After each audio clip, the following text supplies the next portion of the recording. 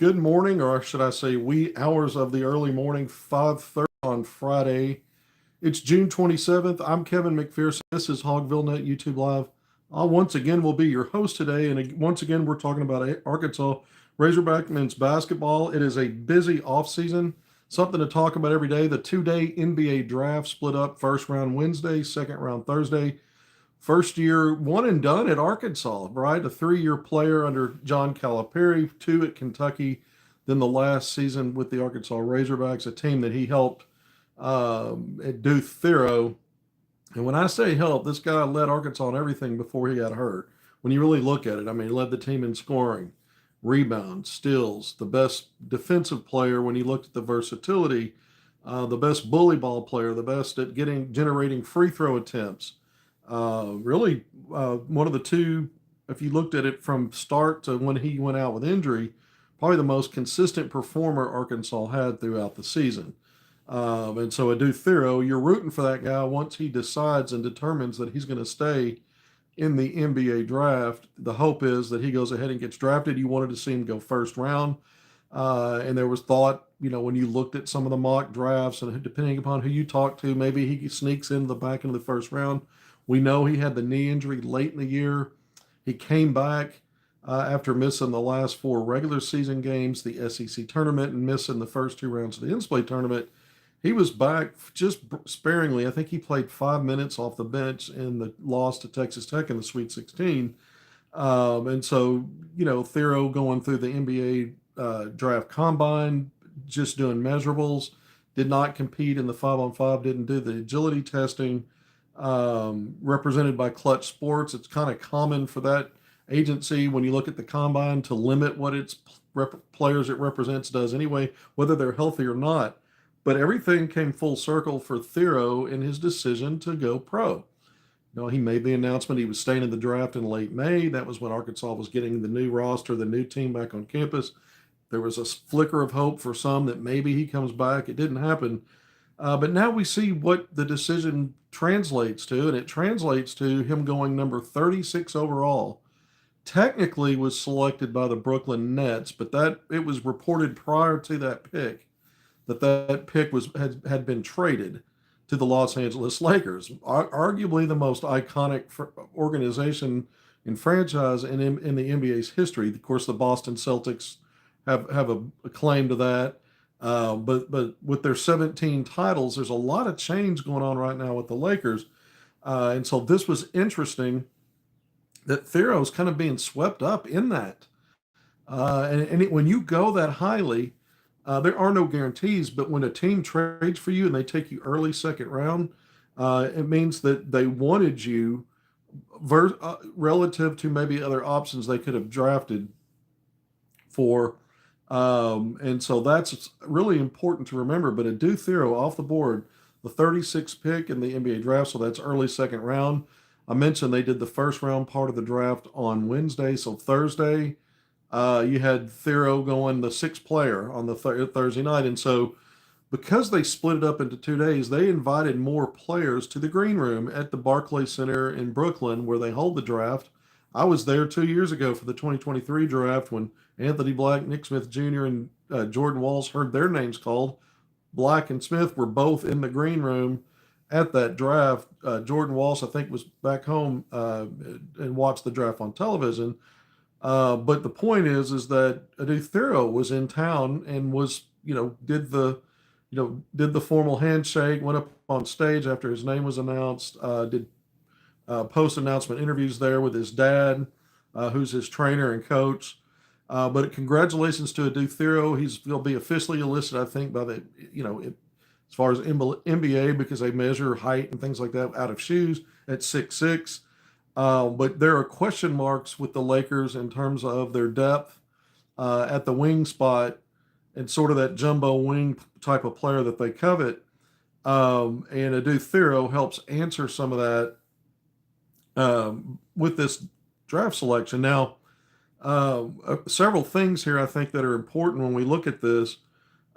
He's the 4th Hog to go in the last 3 drafts. I mentioned Anthony Black, Nick Smith Jr., and Jordan Walsh. They were all one and dones. They came straight out of high school. They were 5-star guys. They were all projected, to likely be one and dones, and that's what happened. Thiero is an interesting one and done as it relates to Arkansas because he only played the one season with the Razorbacks. So not only are there 4 picks now, 2 first round, now 2 second round in the last 3 drafts, which helps the brand. But it's also this sense of we love you, you're a Razorback for life, but and we're glad we had you, but we kind of barely knew you. One of those things. It doesn't change the impact for the program because it's another player drafted for Arkansas. For Calipari, we talked about it yesterday when we knew that Thiero did not go in the first round. We discussed the fact that snapped a streak for John Calipari. He had 17 consecutive drafts before this season where he had at least one first-round draft pick. Arkansas's had 15 all-time in school history first-round draft picks. So it kind of puts perspective on the streak Calipari had. I always say he's the greatest recruiter of all time, but you don't measure that just by what players' high school rankings were or how they were considered coming out. You look through and see what he's done to take that high caliber level of players and prepare them typically in 1 year for the next stop and the next level. Now, Thiero, again, had a longer path. He wasn't one of those 5-star guys. He was more of a developmental guy, a guy who grew several inches once he got, from the time he got to Lexington, by the time he left there and got to Arkansas, he continued to grow. But for the fit for the Lakers, I think it's a great fit for multiple reasons. There are question marks. When you look at the veteran at that same positionally for the Lakers, Dorian Finney-Smith, many remember him playing against Arkansas in the SEC at Florida. Really some really good years with the Dallas Mavericks. But an older player and a guy that's not ancient by any means, but he is advancing. But he's got a player option on his contract, and he's exploring. I think he's got a decision to make by July 1st, exploring to test free agency and see what's out there for him. And so the Lakers need to respond to that, and they did that in the draft. So last night, not only did the Lakers take Adou Thiero, but another name familiar with Arkansas fans, very similar positionally. These guys went head-to-head twice in the regular season, but Arthur Kaluma, who projects as another 3-and-D wing type of guy, he and Thiero are bullied ball just enough. Not that they're going to get away with as much as that in the NBA, but in small ball lineups, you might have 2 big wings out there, and they could be on the either one of those guys could be on the court on a smaller group and maybe help at the 4 for a stretch. Be less of that at that level for those guys. But Arthur Kaluma signed an Exhibit A. He was undrafted, but the Lakers signed him to an Exhibit A contract. So there's not guaranteed money with that, but he'll not only be part of the Summer League roster, which we're going to talk about here in a minute, Kaluma, but he'll be competing for a roster spot. Either way, both of these guys are likely to see plenty of time in the G League in the upcoming season, and we'll see how much. Again, let's see what happens to Dorian Finney-Smith. Let's see if the Lakers do make any moves in the free agency market here in the offseason if Finney-Smith, the veteran, is moving on. But we talked about the history with Arkansas's draft pick, second round, and I mentioned the NBA Summer League. So the Summer League is, the NBA season just ended, right? The Sunday was Game 7 of the NBA Finals, Oklahoma City Thunder, a couple of Pro Hogs, Isaiah Joe and Jalen Williams, adding to the recent wild success of Pro Hogs winning NBA titles. Then you had this draft just a few days later, Wednesday and Thursday, and now these guys are going to be, Thiero is if he's not in Los Angeles right now, I'll be surprised, or on his way. Because he will be joining the group of players that will make up the Summer League roster, because the Summer League actually begins next week. The biggest part of Summer League is in Las Vegas, so that doesn't start at the end of next week. But what does is there are a couple smaller Summer League events leading up to the big one where all the teams come. And one of those is the California Classic, and it's in San Francisco every year. And it's the teams in California that participate in that. And they may bring another team in, from the West, from that region. So, you'll have the Clippers, you'll have Sacramento, you'll have Golden State. Maybe it's just the 4 California teams. I got to go back and look at that. But the Lakers have always taken part in that as well. And so that runs July 5th through 8th. So that's next week. That's basically next Saturday when that begins. And those games are typically televised. Those summer league games are typically televised on NBA TV if you have that channel. Some of them will be on the ESPN network somewhere. But so we're going to get a look at Adou Thiero. Now he had the knee injury, and we know he did not go through a 5-on-5 competition at the combine in mid-May. But what we do know is, even though it was just sparingly, he was healthy enough to be cleared and played for Arkansas back in March against Texas Tech. So the thought here is, without knowing a whole lot more about this, it's likely to me that he's going to be ready to participate and play in summer league. So we're keeping an eye on that. By the way, I had a draft article that I put out last night. Once he was selected early in the second round. So early in the evening, I was able to get that article out over at HogvilleNET. Also at KNWA's Pig Trail Nation on their website. And so you can go and read about Adou Thiero's path to the Los Angeles Lakers. Again, that was a pick that belonged to the Brooklyn Nets, who had 5 first-round picks, and they didn't trade any of those. They used all 5 of their picks in the first round, and they also had this early second-round pick and traded that out to the Lakers. Again, the Lakers making a priority of Adou Thiero here in this draft.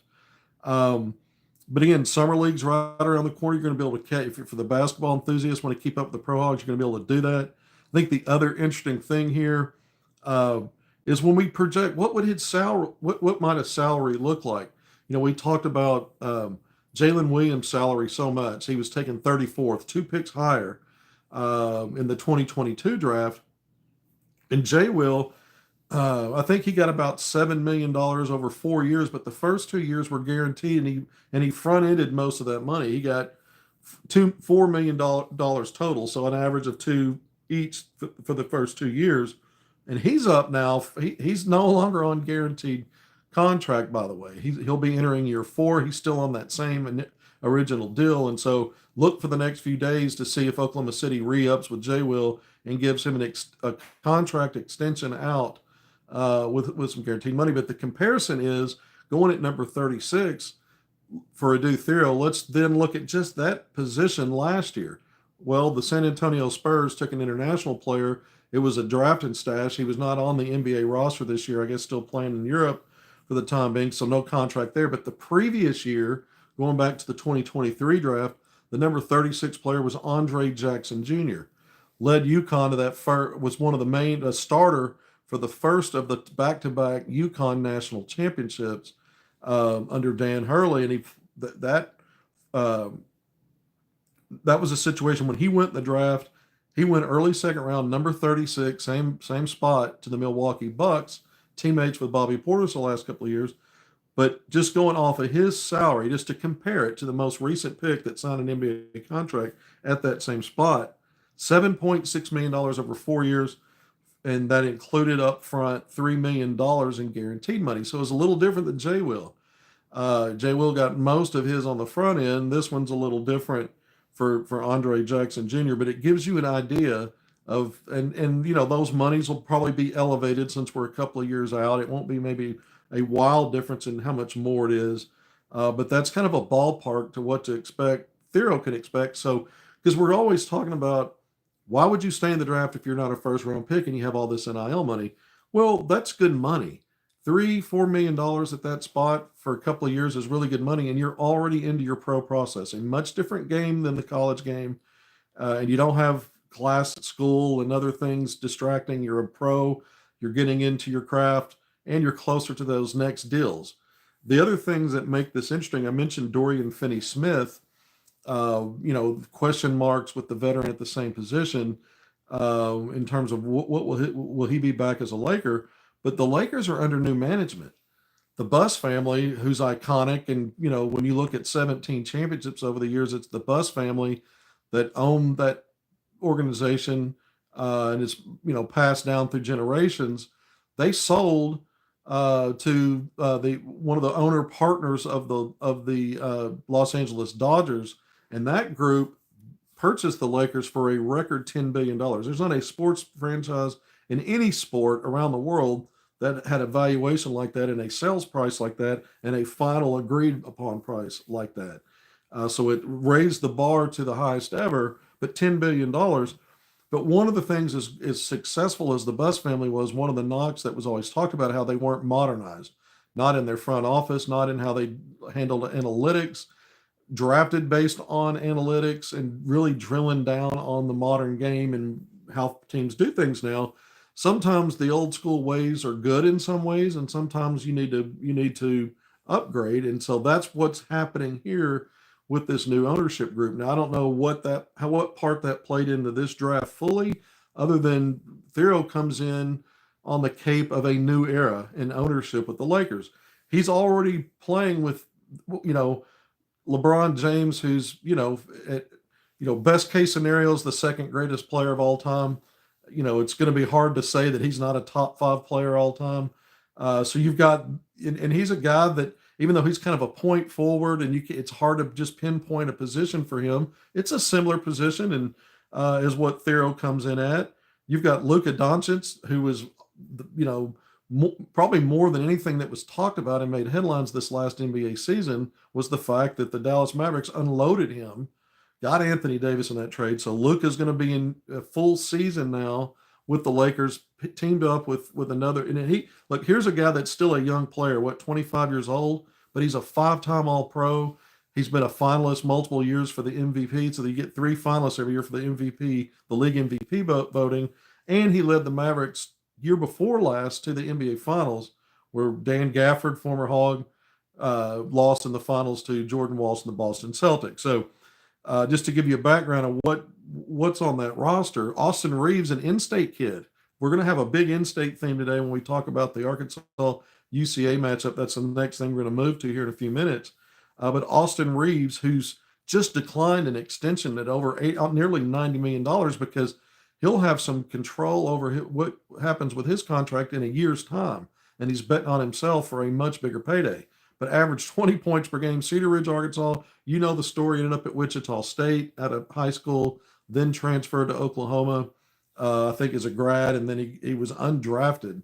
And he's already one of the, not an all-star level guy, but just outside of that. I mean, again, 20 points per game, over 5 rebounds, nearly 5 assists. When you look at his shooting splits, they're really good. But these are the kind of players, the Lakers aren't far off from just retooling this next year and putting themselves in the conversation for the top of the Western Conference. They were a playoff team this year and got bounced, I think, in 5 games by the Minnesota Timberwolves in the first round. But Adou Thiero comes in and immediately brings that defensive versatility on the wing. Athletic, strong. He's going to fit like a glove in terms of what they want to do defensively under J.J. Redick, the head coach there. And then on offense, he's just someone that's going to have to continue to improve. They're going to want to get him to a point where he's a competent 3-point shooter. When he's on the court, he'll be the 5th option. He's there for defense, for their ability to get out in transition and impact transition with steals and, blocking some shots. Some have described him as maybe arguably the most athletic player in this draft, this 2-round draft that went 59 picks. So it's more about those things than it is his offense initially. His ceiling is still probably being the 4th or 5th option as he moves through his career. But to stay on the floor, it's going to be about defense. And then on the other end, they're going to need him to not only be good in transition, but to knock down those open threes that he's going to get when the defense is collapsing on other guys. Some of the names we already said. All right, 18 and almost 19 minutes in. Thank you for joining me on HogvilleNET YouTube Live. It is early Friday morning. I'm Kevin McPherson, no matter what time of day it is. I'm checking my name badge. Yeah, that's who I am. We're glad you're here with us. Please hit subscribe, like, and share if you haven't done it already. Let's transition now real quick. Congratulations again to Adou Thiero. And it's Calipari's first Pro Hog. It's his first Pro Hog. Doesn't matter if it's first round, second round. And you go to an iconic organization like the Lakers. That's big time. I grew up a Milwaukee Bucks fan because of Sidney Moncrief, and they never could get over the hump, right? So it was always the Lakers and the Boston Celtics, who I summarily hated. Because of that reason, I wanted Milwaukee to be the best, and those were the best. Sometimes the 76ers back in the day. But there are plenty of reasons now when you look at this Lakers organization, now that there's a Pro Hog there, to hate them a little less maybe. All right, let's talk about this. We've really gone through lately, this week, some of the talking about personnel for Arkansas, looking ahead to some of the marquee matchups in league and non-conference. So we've gone through that every day this week, starting early in the week, talking Arkansas players in Kentucky, Florida. Then it was non-conference with Houston and Duke and the Diaper Dandies. And then yesterday, jumped back in the SEC and talked about the rebuild that Auburn's going to have. And Arkansas's got that, defending SEC regular season champ and a Final Four team from last year twice next season, home and away, and that it's Arkansas's retention and some of the similarities of what Arkansas has this year to maybe what worked something for Auburn last year. And now Auburn's kind of retooling. So we went through some of the dynamics of all of these things. Now, Arkansas-UCA, that game I reported, UCA is back on the schedule. Last year it was played in Central Arkansas. The Razorbacks have played the Bears in multiple seasons the last 5 years. Usually it's in Fayetteville. Like I said, last year with the lone game in Central Arkansas in December, and that shifts back, according to sources I have, back to Bud Walton Arena and is scheduled at least for now for November 11th, which is in non-conference play. But in that game, you're going to have multiple in-state guys. We know that Calipari, the first player that he offered in-state once he took the job back in July, was class of 2025 Isaiah Seeley, who, by the way, with the other freshmen, right, signed in November, they moved onto campus in late May, and he's already going through, the limited summer stuff. He's a part of the team. He'll be a freshman. So you've got that player on Arkansas side of things, the Razorbacks. That's an in-state player, top 70 high school rated guy last year, a 4-star, 6'7" wing, combo guard. We'll see if he's that ninth man. We'll see what kind of role he has. Is it consistent? Is it not? I've said Arkansas's got a solid top 8 rotation of guys that game to game, if they're healthy, you're going to see them every game in pretty consistent roles. And then the ninth guy, is it always Isaiah Seeley? And what kind of regular minutes or non-regular minutes does he get? Is it sporadic? Is the ninth man sometimes Paulo Semedo at the 4 spot because you don't have a 4 behind Trevor Brazile, really? There's other ways to do it with Carter Knox and the other 2 big men playing together, Nick Pringle and Malik Ewan. But is Semedo the guy that sometimes your ninth guy in some kind of tandem with Seeley? Those are things we're going to learn about. Does Arkansas add another piece with one more roster spot still available? Will that happen? We've talked about that, and maybe that's the depth piece.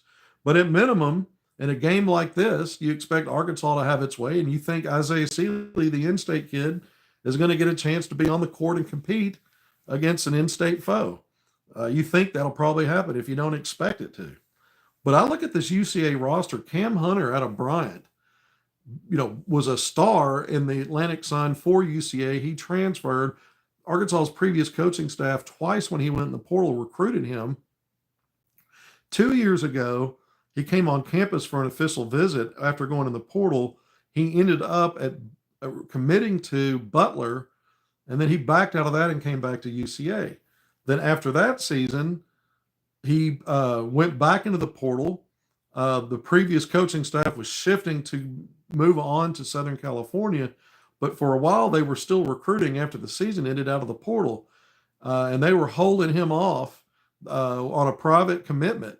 And from announcing that, they had a place for him and were going to add him, but they never did. It never went public because after they took their first commitment from Josh Cohen, a big man out of from the East Coast that ended up following that staff over to Southern Cal last year, Hunter was, lost in the Ethernet there from Arkansas's pursuit at that point, and he ends up at Wisconsin. Well, he didn't in the Big Ten. Well, he didn't play a whole lot. He's had injury issues at UCA. There may have been some injury stuff at Wisconsin, but he's back at UCA, and this was an all-league performer at that level. And Cam Hunter, I covered in high school. He was teammates in Bryant with KK Robinson, and that team went on to beat Jalen Williams and Fort Smith Northside. This was after Isaiah Joe had moved on and was a Razorback in the 6A state title game. And so Cam Hunter's a really good player. Again, he and KK Robinson, who's at Little Rock, they were a year apart in class, KK a year older, but they were teammates again in that starting backcourt for a loaded Bryant team that won a state title. The first one that they won. Now let me reverse that. They just won this one I'm trying to get this right now. No, I think Jalen Williams and Fort Smith Northside beat Bryant. I'm jumbled up. It's early. Those two teams played in the state title game, though. And I'll come back and put a comment below once this is finished. I'll look it up to get that right. I'm mixed up again this morning. But either way, Cam Hunter is a big part of what UCA is going to be doing this year if he's healthy. Javion Guy King, another player, a wing at Little Rock Mills, and a guy that Arkansas's previous coaching staff recruited multiple years ago, around the same time as Cam Hunter. And I'll never forget when he reported an Arkansas offer. And former Arkansas assistant coach Corey Williams was kind of the driving force in his recruitment.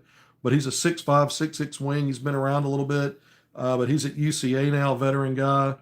Ty Robinson, who was a freshman last year at UCA out of Lake Hamilton and got hurt early, and effectively, I'm sure he got a redshirt season out of it, but he's back. Now, he signed initially with Dusty May, the head coach at Florida Atlantic, a team that had just been to a Final Four. And they recruited him actively and signed him. So he ended up going there, and then Dusty May leaves to take the job at Michigan. We know the story there. Nellie Davis off to Arkansas. And Ty Robinson gets out of that letter of intent and ends up at UCA, where he played with Lane Taylor of Farmington, who's since moved on. Lane had a great season before he got hurt last year at UCA, played against the Hogs in North Little Rock, and he moves on to Murray State. But Ty Robinson's back. So another in-state guy that was, when I talk about the level of player in Arkansas and how good the players in the state are, you look at guys like this that, because you're not as familiar with their name in terms of being at the high major level, don't sleep on some of these guys. It's not to say that UCA is going to come in and beat Arkansas, but you're going to see some quality players here, and you'll be able to see some of that. A freshman, incoming freshman, same class, obviously, as Isaiah Seeley, class of 2025, Luke Moore, Little Rock Central, played at Little Rock Central, and played there with K. Honor Boateng. Boateng went off to Missouri.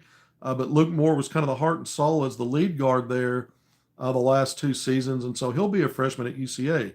There may be one or two more in-state guys on that roster, but those are kind of the headliners. And then when I mentioned Seeley, maybe he gets an opportunity to play in a game like that. So that, to me, has significance. This is one on your schedule where you don't look at Arkansas UCA and say, well, that's important to what you're doing that year, other than you can't afford to lose that game at home. It's one of those, eventually one of those net situations where that would be a bad loss. On the other hand, an early November game against a mid-major, the fact that you've got all of that in-state flavor makes it worth talking about. And so we're not really going to drill down deep probably at any point in terms of how these teams match up, but we will talk about the in-state flavor, because there's a lot of guys that many of you, if you pay attention to the high school basketball in Arkansas, are probably already a little bit familiar with. And then the connections to, guys like KK Robinson and Cam Hunter playing together. And KK was a Razorback. Javion King, Guy King, and Hunter both recruited by Razorbacks coaching staff, the previous one, at different times. And so there's some things there that's worth talking about. Again, that game is slated. When I got the information from sources, the contract hadn't been finalized. I'm not sure if they've been signed yet. They probably have. But again, that's an early non-conference game, November 11th at Bud Walton Arena. All right, nearly 28 minutes in, I'm going to sign off. This is Kevin McPherson. But before we say goodbye for here and wrap things up for real, since we're on an in-state theme, in the NBA draft last night, Talon Peter, a 6'5", 6'6" wing out of Russellville, helped Russellville win a state title back in the 2020 class. He was drafted, played at Arkansas Tech. I'll go through it a little bit. Drafted 54th in the second round by the Indiana Pacers. Pacers just, made it all the way to the NBA Finals, and the Pacers draft Talon Peter. Arkansas's previous coaching staff also had him in for a visit when he went in the portal out of Arkansas Tech. He ended up at Liberty, but he was a guy that Oklahoma put an offer out to, and, he ended up doing something else. And of course, that staff moved on. But Talon Peter, an explosive athletic player in high school, got to cover him multiple games, including that state title run, and see him play in person. But he always had the size and big wing size and athleticism, and the way he played, very competitive. but he's added skill. He's added skill as a three-point shooter, some other things he's continued to develop to the point where he's been drafted. Now, he was one of those unsigned senior situations after his senior season, kind of like Paulo Semedo was coming into this spring. Arkansas just got his commitment and added him to the roster, the 7-1-4 combo, 4-5. But Peter, he out of high school was with the 17U Arkansas Hogs. So he was basically another unsigned senior that had the option maybe of reclassifying and adding another year going to prep, something like that. And he ends up with John Pelfrey, former Arkansas coach, and going to Tennessee Tech. So he went to the Division I route, ended up getting a place to go, and he didn't have to reclass and go a year of prep. So he never really reclassed. That's what we say about Semedo. So he ends up at Tennessee Tech, then back to hometown Russellville at Arkansas Tech, and then again through the portal went to Liberty, averaged double figures back at the D1 level, and now he gets drafted. All right, I really am signing off. This has been HogvilleNET YouTube Live. Congratulations to Taylor and Peter. Congratulations to Adou Thiero. Congratulations to all the in-state D1 guys that get to showcase their talents in Bud Walton Arena in November. I'm looking forward to that game. Yeah, it's a mid-major, but it's in-state. We didn't have those matchups for decades. Now we do. It's kind of cool. But thank you for being here with me. If something breaks later today that's important, I'll jump back on. If not, I will be back on probably tomorrow. We'll have some other things to talk about. Maybe some breaking news. We'll see. But until then, thanks for being here. Take care of yourselves. Love all of you. See you soon.